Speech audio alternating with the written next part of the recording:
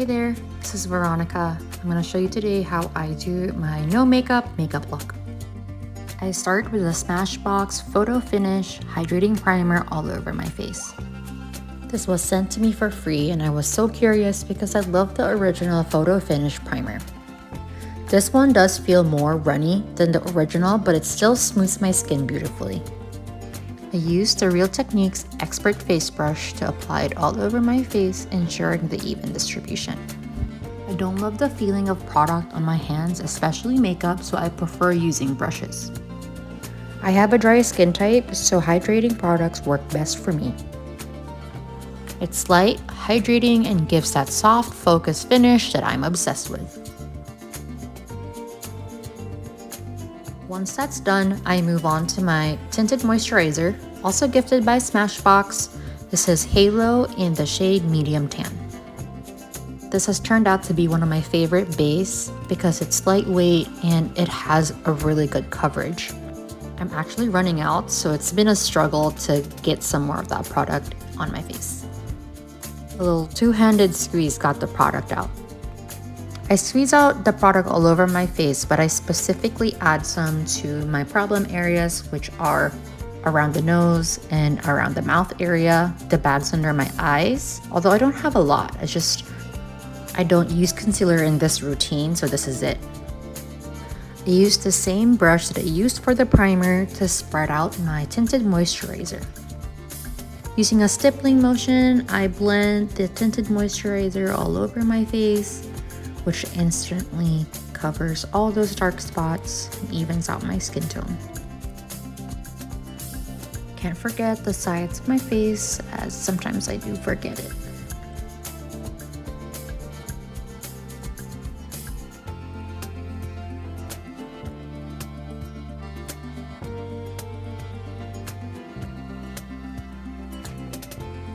And of course, I'm not forgetting the neck area.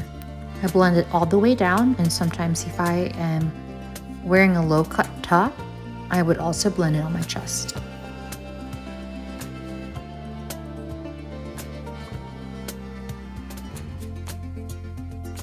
I give it a once over just to make sure that everything is applied evenly.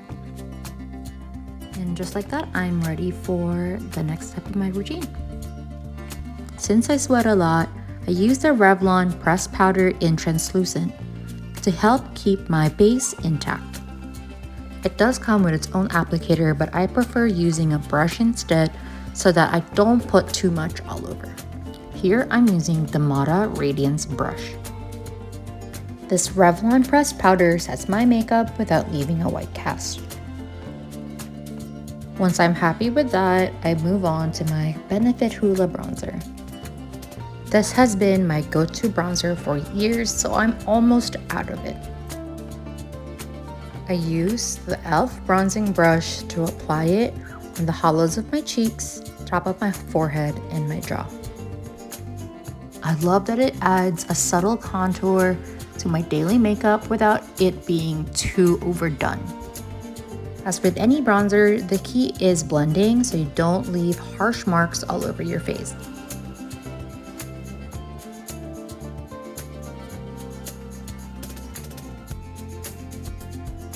After bronzer, I layer in my blush, and this is the Sephora Duo Blush in Peach Blossom. A Sephora team member actually recommended this blush to me, and I've loved it ever since. I apply it using this fluffy Real Techniques blush brush. I do make sure that I get both of the colors and swipe it all over my cheeks until I'm happy with the result. Again, I am going for a no makeup look, so I don't put too much, but it does give enough color so I don't look washed out.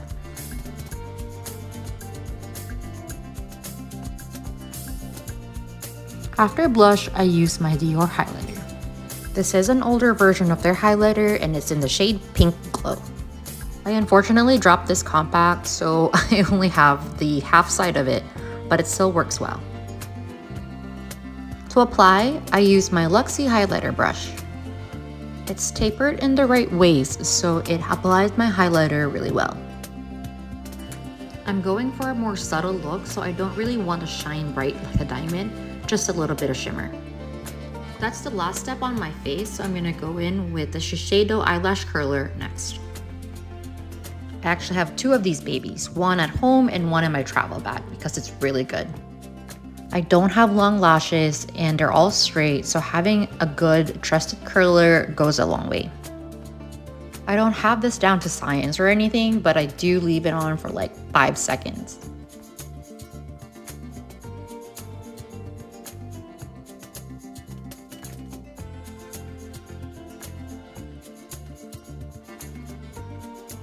Once my lashes are curled, I don't usually have a problem with it staying curled all day.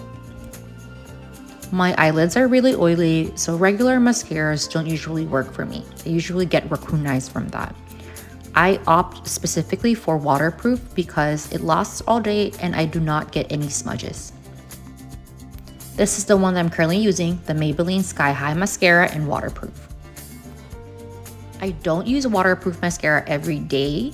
It's just that when I know that I'm gonna be outside and gonna be sweating, I make sure that I use the waterproof version. You can already see my eyelids being sweaty and oily from this. But good thing I'm using my waterproof version today, so it will not budge. I don't use too much mascara, just enough to make it lengthened and visible. I do take my time spreading it all the way to the inner corners and outer corners. Here are my eyelashes with the mascara and without. I really like the effect of this, subtle and lifted. Also, if you noticed, I don't put any mascara on my lower lashes because of the sweaty, oily eyelids, but also because I do not like the look of it on my face. It's definitely a preference, but if you are sweaty and oily just like me, I recommend don't do it. Once my full face of makeup is done, I definitely do not forget my Urban Decay All Nighter setting spray. Unfortunately, my face again does get sweaty, so I need to have something that will last and keep my makeup on for the rest of the day. I generously spray it all over and do a little wiggle just to make sure that I get all of the spray and mists. I do give it a little bit of time to dry, and sometimes I use my handy dandy little fan over here to get it to dry faster.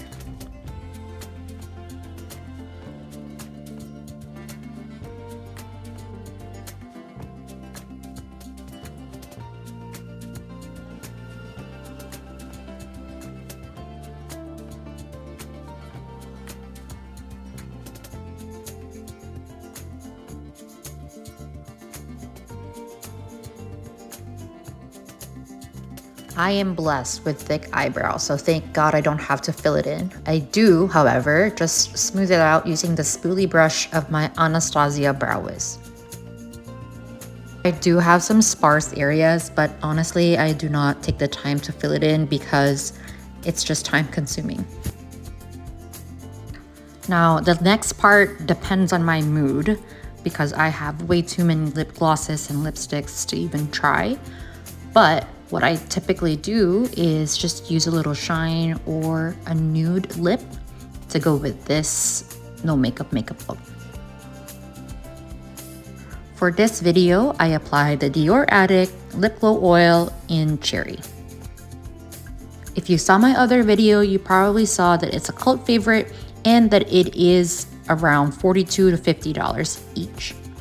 It's a steep price to pay for a little tube of lip gloss, but I do want to say that it applies really well. It has this doe foot applicator, and my lips tend to get really shiny. It also has a little tingle for some plumping effect, but overall, I like applying this and having it on me, especially when I'm doing my no makeup days, just because it looks so subtle, especially with that cherry color. And there you have it, my no makeup look for work and every day. Thanks for watching.